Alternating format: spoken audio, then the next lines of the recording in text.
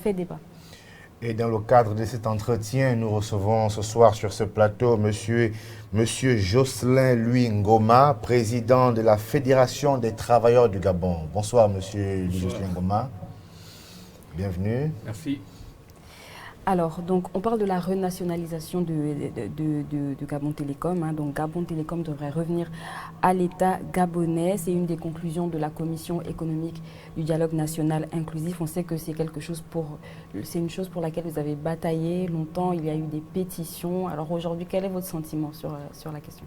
Mais je voudrais d'abord, au nom de tous les travailleurs qui sont fédérés au sein de la FETRAC, remercier TV Plus de nous avoir permis de nous exprimer parce que on ne donnait pas sur notre peau.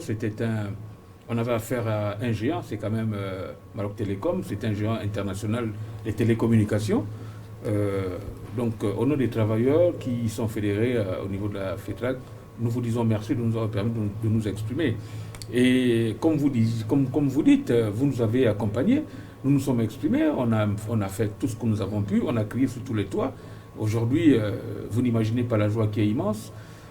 Les 270 jeunes qui se sont retrouvés du jour au lendemain au chômage, et qui sont toujours au chômage, et dont l'espoir renaît, parce qu'avec la renationalisation de Gabon Télécom, c'est évident que ces gens vont être indemnisés et sûrement recrutés, parce qu'ils pratiquaient à l'intérieur de Gabon Télécom en tant que temporaire des emplois permanents, précarisés, par Gabon Télécom avec la complicité des entreprises qui font de la sous-traitance du personnel, notamment le placement des travailleurs temporaires.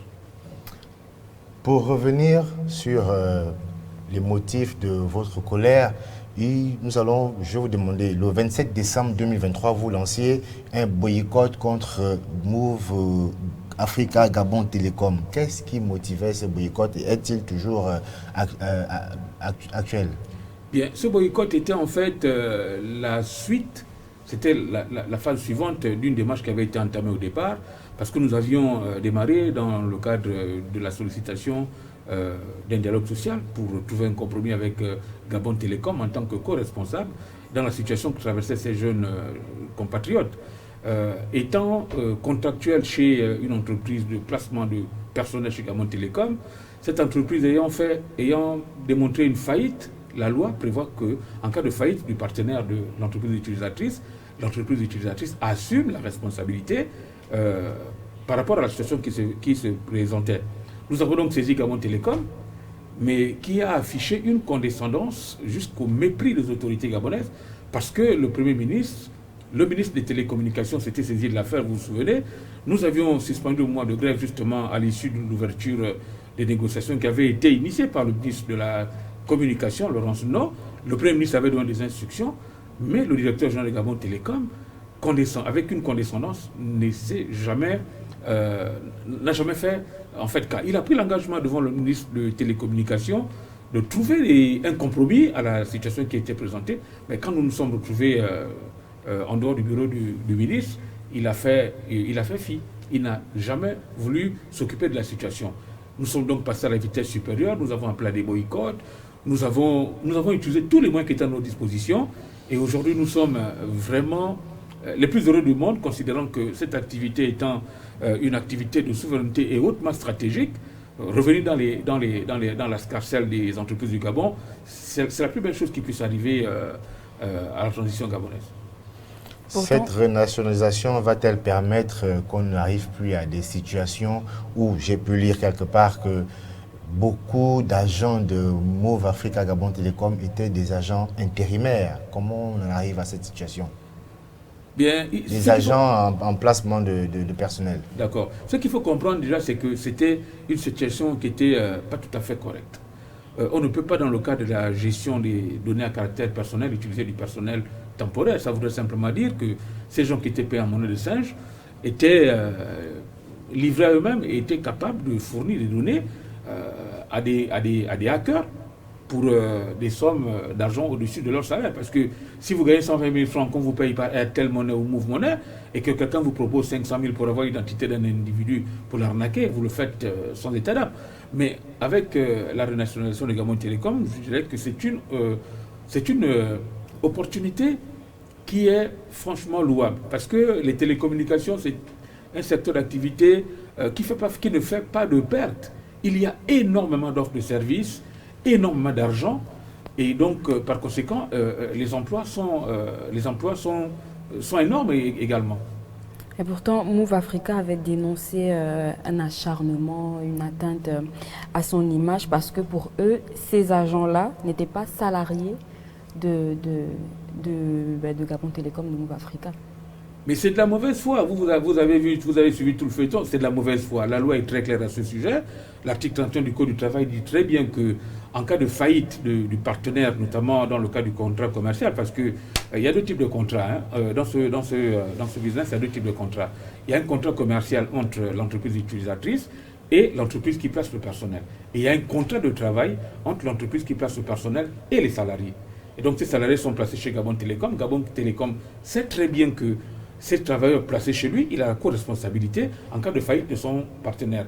Parce que la loi lui oblige de s'assurer que son partenaire est capable de prendre en charge les salaires et tout le reste, donc les salaires, la CNSS et tout ce qui suit pour la couverture de ses salariés. Donc si Gabon Télécom ne peut pas dire que ses salariés n'ont pas de relation avec lui, considérant que ces gens travaillent dans leur activité et que la loi prévoit que Gabon Télécom est co-responsable en cas de faillite. Parce que c'est Gabon Télécom qui choisit le partenaire. Et Gabon Télécom a le devoir de s'assurer que le partenaire a la capacité de régler toutes les questions en ce qui concerne les charges d'exploitation. Donc Gabon Télécom est entièrement responsable. Mais là, quand même, on est dans une situation de non-respect de certaines dispositions du Code du travail. Et j'ai envie de dire, avec la renationalisation de Gabon Télécom, est-ce que ça garantit, parce que là c'est l'administration aussi qui est un peu mise à mal pour ne pas suivre, ne pas faire respecter certaines dispositions du Code du travail. Est-ce que avec la renationalisation, on n'en arrivera plus à ce genre de situation? Bien, déjà il faut féliciter le ministre du Travail, déjà l'ancien ministre du Travail, le prédécesseur, qui avait déjà initié une campagne, une traque des employeurs véreux. Et je pense qu'on a un problème d'application des dispositions de la loi. On a des très bonnes lois, mais simplement que des gens outrepassent la loi.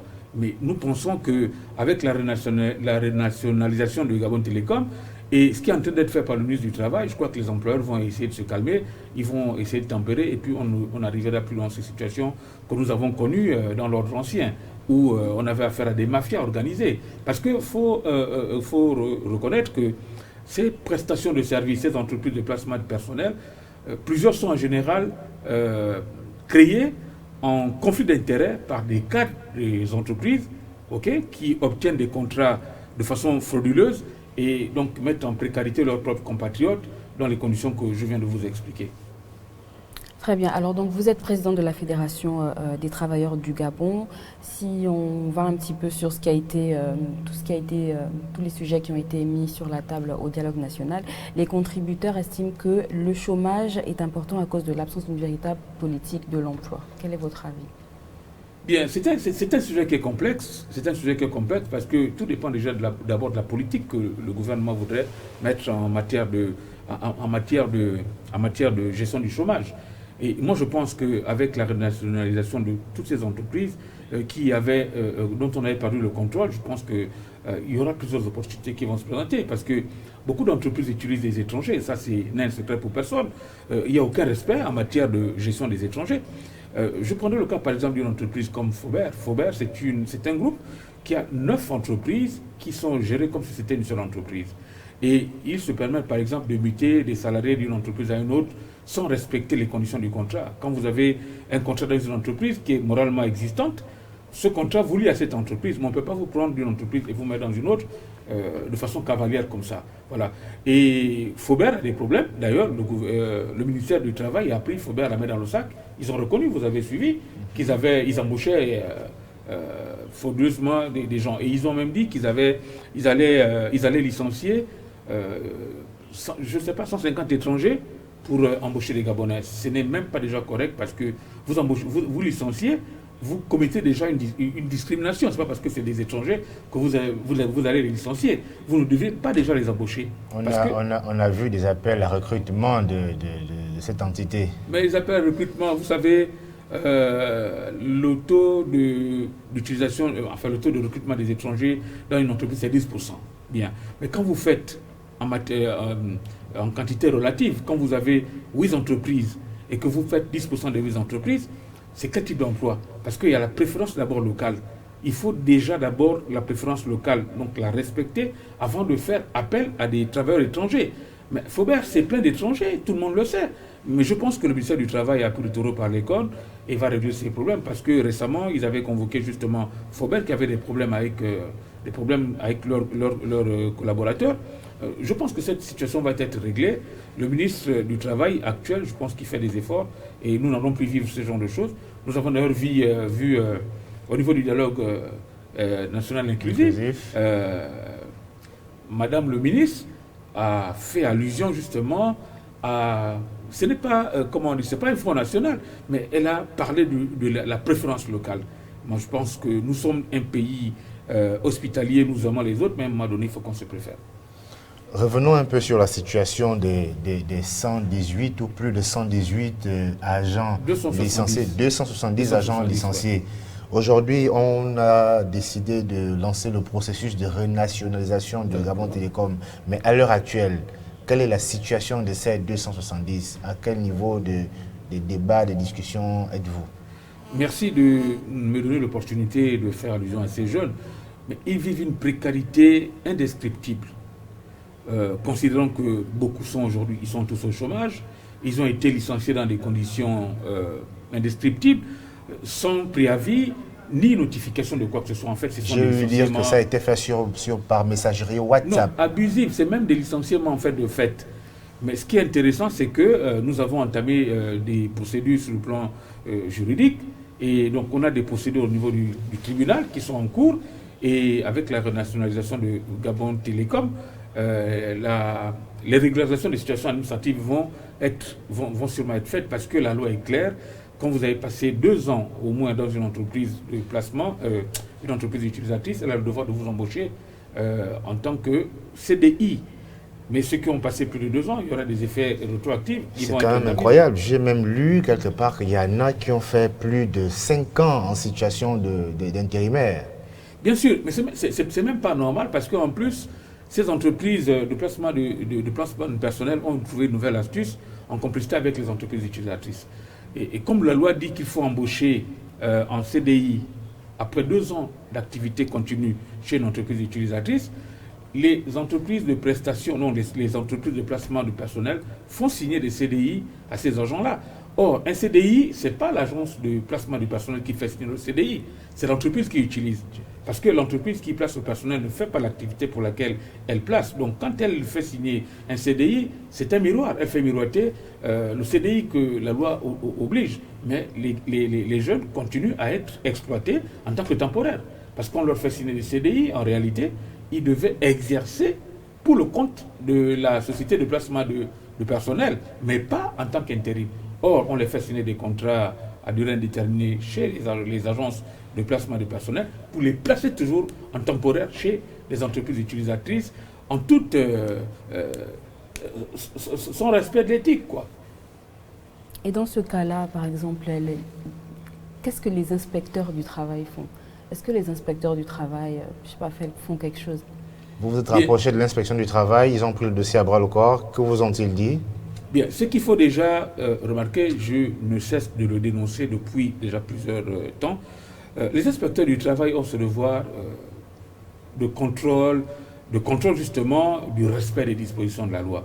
Mais si ce phénomène a proliféré, c'est parce que simplement les inspecteurs du travail ont l'obligation de co-signer les contrats d'intérim. Ça voudrait dire que le contrat d'intérim que le gars signe tous les mois, l'inspecteur du travail devra co-signer ces contrats en vérifiant que tout ce qui doit figurer sur le contrat est bien sur le contrat. Et donc, moi, je dis, les inspecteurs du travail, il y a des brillants. Mais il faut reconnaître que certains inspecteurs du travail, comme l'avait dénoncé le ministre sortant, ne sont pas tout à fait corrects parce que c'est eux qui sont garants de cette situation. Si cette situation a proliféré, c'est parce qu'il y a eu la complaisance au niveau des inspecteurs du travail, de certains inspecteurs du travail. Je ne dis pas tous, hein, parce que moi, aujourd'hui, le bagage que j'ai, je le dois à un inspecteur du travail qui est aujourd'hui retraité, c'est Charles Ebanozin, je me permets de le citer. C'est lui qui a fait de moi le syndicaliste que je suis. Donc, il y a des bons inspecteurs du travail. Mais nous interpellons justement le ministre de tutelle pour faire du ménage. Parce que cette situation, on ne peut pas depuis 15 ans avoir cette situation qui a proliféré et plusieurs entreprises se sont faufilées dans la flexibilité qu'offrent les contrats de mission, parce que les contrats de mission, en fait, ce sont des contrats que nous avons acceptés pour faire en sorte que les nouveaux diplômés ne chôment pas trop, puisque les entreprises n'embauchent plus directement les nouveaux diplômés. Donc ça permet aux jeunes diplômés d'avoir une certaine expérience. Parce que quand on fait des appels à candidature, on demande souvent une certaine expérience professionnelle. Donc les contrats de mission permettent à ces jeunes diplômés de ne pas rester sans rien faire à la maison, de se faire de la main. Et puisque la loi prévoit qu'au bout de 2 ans, on vous embauche, donc c'est quand même une opportunité qui est saisissable. Mais il faut simplement que la loi s'applique, notamment recruter au bout de 2 ans ceux qui sont passés en contrat de mission. Mais les inspecteurs du travail, je ne dis pas tous, il y a des bons inspecteurs du travail, mais il y en a quand même quelques brebis égarées qui ternissent l'image de ce corps de métier noble. Mais je vous ai regardé quelque part il n'y a pas longtemps, je crois cette semaine, vous lanciez encore un autre boycott sur la consommation, l'utilisation de Gabon Télécom. Qu'est-ce qui a motivé cela? Non, mais ça c'était une vieille image en fait. Hein. Ça c'était au début. C'était au début, hein, quand nous avons commencé à interpeller Gabon Télécom pour lui rappeler sa co-responsabilité. Gabon Télécom a fait le mort. Nous avons pensé qu'on passait à la vitesse supérieure en boycottant, notamment à l'époque de Gabon Télécom. J'avais dit que chaque jour... Arrêt de consommation pendant 30 minutes. 30 minutes supplémentaires chaque jour. Mais malheureusement, le directeur général de Gabon Télécom, il manque de décence, il manque de respect aux autorités gabonaises parce que le Premier ministre a donné des instructions au ministre de la Communication pour que le DG de Gabon Télécom trouve un compromis avec les travailleurs. Il avait donné son accord de principe, il avait même dit qu'il allait trouver des solutions. Malheureusement, quand on s'est retrouvé en dehors de chez ces autorités-là, il a fait à sa tête. Bon, on espère simplement que les choses vont rentrer dans l'ordre et que les jeunes vont rentrer dans leur droit quand on les embauche, parce que c'est eux qui font le chiffre. Ils sont dans les activités en fait permanentes. Ils font dans le câblage réseau, ils font dans le CRC, donc chargé de relations clients, c'est eux qui créent les cibles, c'est eux qui font toute cette activité commerciale. Et d'ailleurs, depuis que les gars sont un peu en problème, les chiffres de Gabon Télécom ne font que plonger. Allez, vas-y, c'est bien. Oui, justement, en attendant cette renationalisation, qu'est-ce que vous prévoyez faire? Pardon? En attendant la renationalisation de Gabon Télécom. Mais madame, vous imaginez, de là on revient, ça fait 4 mois. Donc, vaut mieux tard que jamais. Et c'est un processus. Nous suivons le processus parce qu'on a vu avec Assala, il y a un processus qui suit.